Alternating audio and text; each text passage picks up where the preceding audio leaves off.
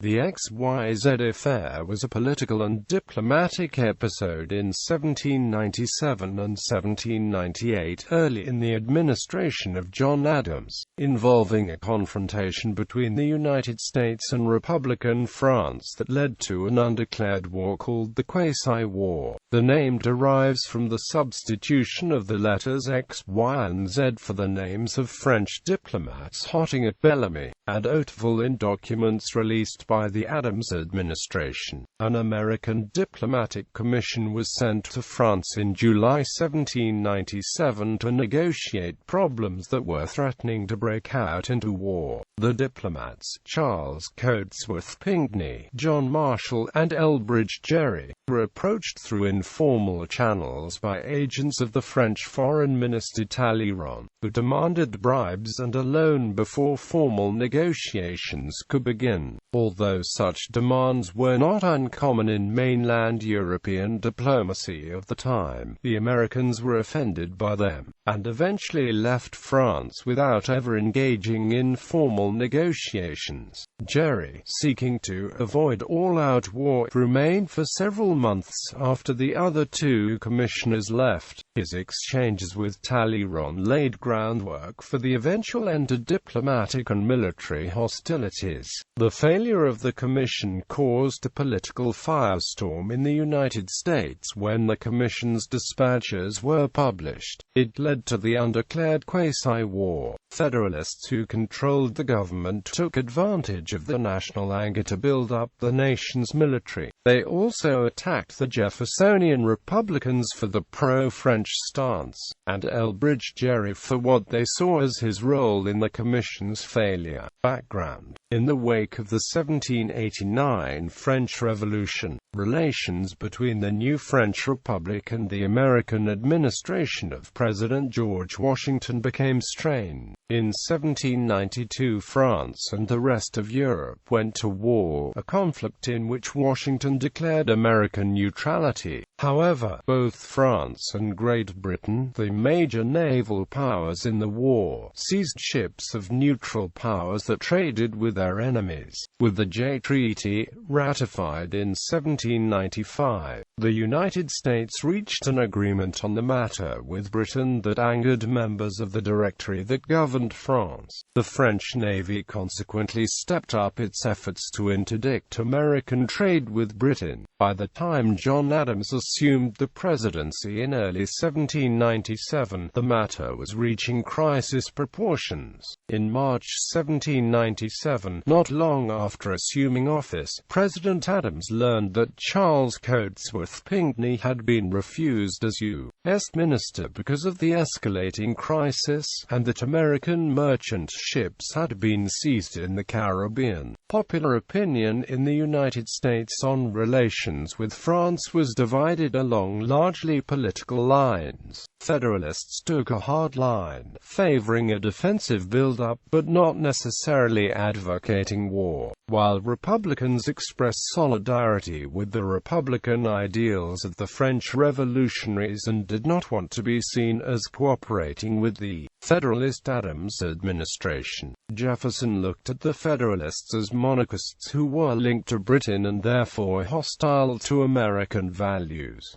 Commission to France. In late May 1797, Adams's cabinet met to discuss French relations and to choose a special commission to France. Adams initially proposed that John Marshall and Elbridge Gerry join Pinckney on the commission, but his cabinet objected to the choice of Gerry because he was not a strong Federalist. Francis Dana was chosen instead of Gerry, but he declined to serve, and Adams, who considered Gerry one of the two most impartial men in America, submitted his name to the United States Senate in Dana's stead without consulting his cabinet. Adams, in introducing the matter to Congress, made a somewhat belligerent speech in which he called for a vigorous defense of the nation's neutrality and expansion of the United States Navy. But had stopped short of calling for war against France. Congress approved this choice of commissioners, and Adams instructed them to negotiate similar terms to those that had been granted to Britain in the Jay Treaty. The commissioners were also instructed to refuse loans, but to be flexible in the arrangement of payment terms for financial matters. Marshall left for Europe in mid-July to join Pinckney, with Gerry following a few weeks later. The political divisions in the Commission's makeup were reflected in their attitudes toward the negotiations. Marshall and Pinckney, both Federalists, distrusted the French, while Gerry was willing to be flexible and unhurried in dealing with them. The French Republic, established in 1792 at the height of the French Revolution, was by 1797 governed by a bicameral legislative assembly, with a 5-member Directory acting as the national executive. The Directory was undergoing both internal power struggles and struggles with the Council of 500, the lower chamber of the legislature. Ministerial changes took place in the first half of 1797, including the selection in July of Charles Maurice de Talleyrand as Foreign Minister. Talleyrand, who had recently spent a few years in the United States, was openly concerned about the establishment of closer ties between the U.S. and Britain. The Directory, generally not well disposed to American interests, became notably more hostile to them in September 1797, when an internal coup propelled several anti-Americans into power. These leaders, and Talleyrand, viewed President Adams as hostile to their interests, but did not think that there was significant danger of war, in part based on advice imparted to French diplomats by Thomas Jefferson. Talleyrand decided to adopt a measured, slow pace to the negotiations. The American Commission arrived in Paris in early October, and immediately requested a meeting with Talleyrand. After an initial brief meeting, a longer meeting was held a week later. Talleyrand sought from the commissioners an explanation for the speech Adams had made in May, which had angered Directory members. His motivation was to determine how favorably the commissioners were disposed to the negotiations. If they responded in an unfavorable manner, the Directory would refuse to accept their credentials. The commissioners first learned of Talleyrand's expected demand on October 14 through an indirect channel. They decided that no explanation would be given for Adams's speech.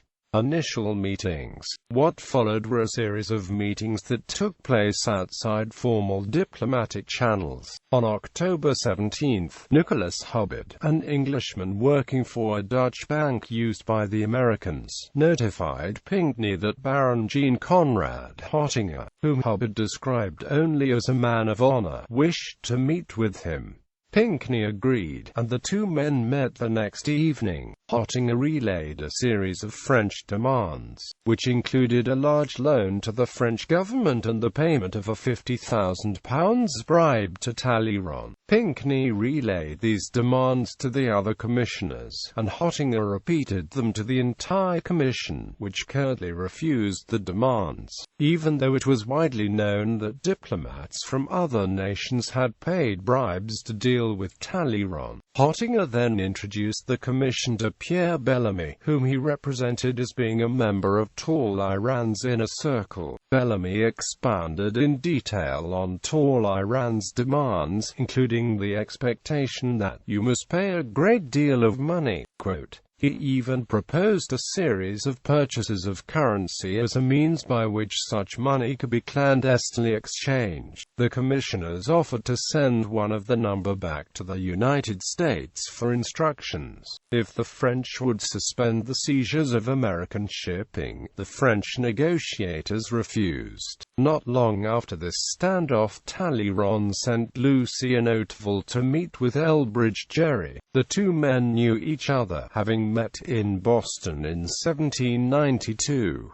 Hauteval assured Gerry of Talleyrand's sincerity in seeking peace, and encouraged him to keep the informal negotiations open. He reiterated the demands for a loan and bribe. A week later, Hottinguer and Bellamy again met with the Commission and repeated their original demands, accompanied by threats of potential war, since France was at least momentarily at peace in Europe. Pinckney's response was famous: "No, no, not a sixpence." The commissioners decided on November 1 to refuse further negotiations by informal channels. Publication of dispatches describing this series of meetings would form the basis for the later political debates in the United States. Later negotiations. The commissioners soon discovered that only unofficial channels were open to them. Over the next several months, Talleyrand sent a series of informal negotiators to meet with and influence the commissioners. Some of the informal avenues were closed down, and Talleyrand finally appeared in November 1797 at a dinner, primarily to castigate the Americans for their unwillingness to accede to the demand for a bribe. In late November, Talleyrand began maneuvering to separate Gerry from the other commissioners. He extended a social dinner invitation to Gerry, which the latter, seeking to maintain communications, planned to attend. The matter heightened distrust of Gerry by Marshall and Pinckney, who sought guarantees that Gerry would limit any representations and agreements he might consider. Despite seeking to refuse informal negotiations, all of the commissioners ended up having private meetings with some of Talleyrand's negotiators.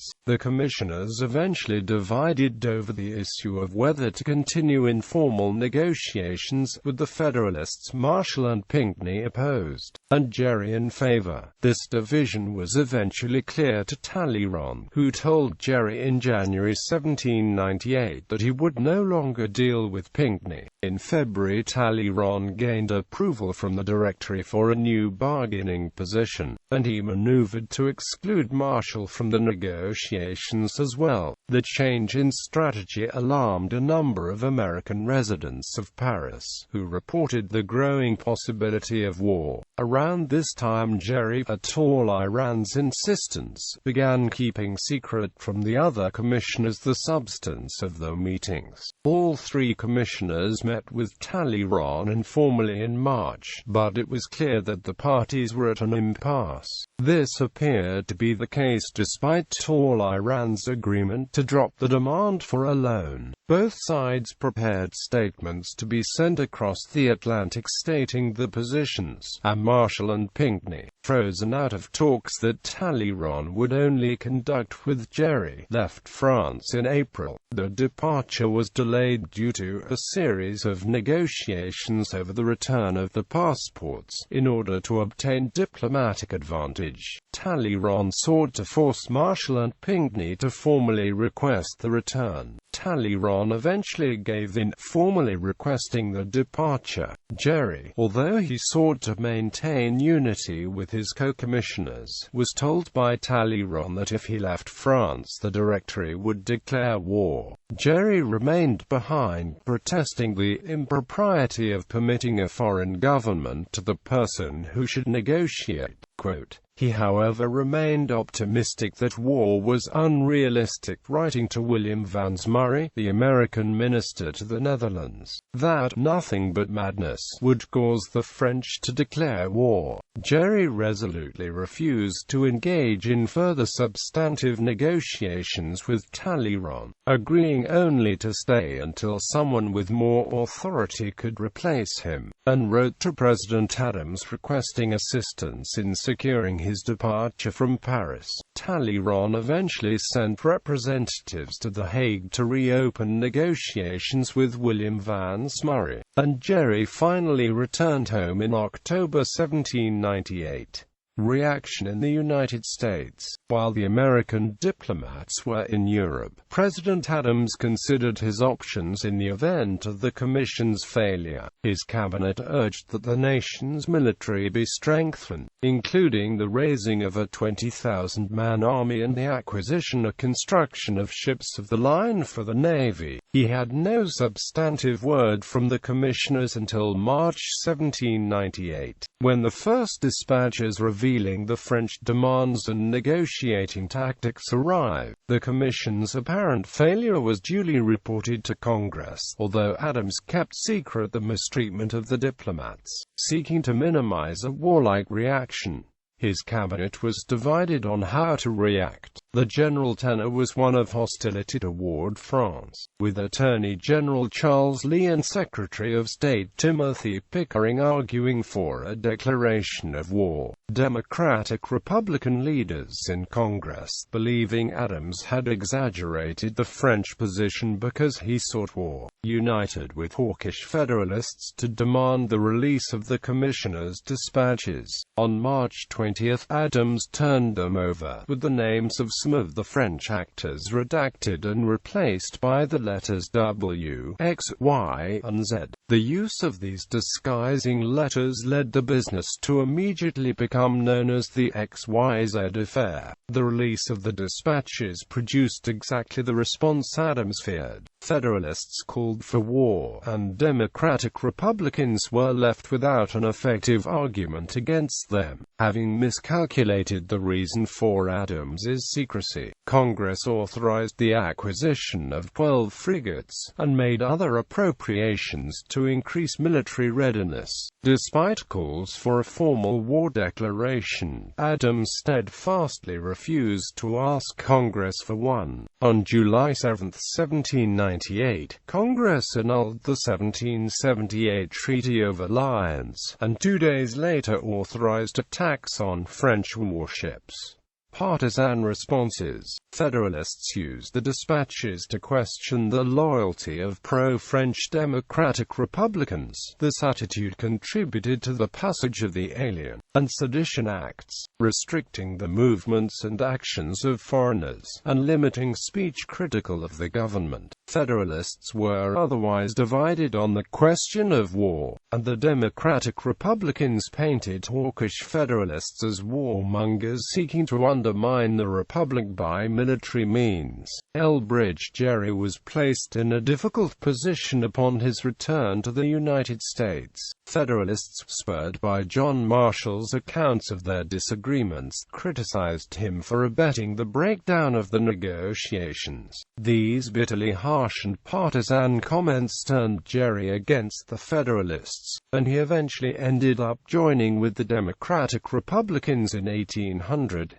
Political reaction in France. When news reached France of the publication of the dispatches and the ensuing hostile reaction, the response was one of fury. Talleyrand was called to the Directory to account for his role in the affair. He denied all association with the informal negotiators, and enlisted the assistance of Gerry in exposing the agents whose names had been redacted, a charade Gerry agreed to participate in. In exchange, Talleyrand confirmed privately to Gerry that the agents were in fact in his employ, and that he was, contrary to statements made to the Directory, interested in pursuing reconciliation. President Adams later read that Talleyrand's confession to Gerry was significant in his decision to continue efforts to maintain peace. Gerry, in his private report on the affair to Adams in 1799,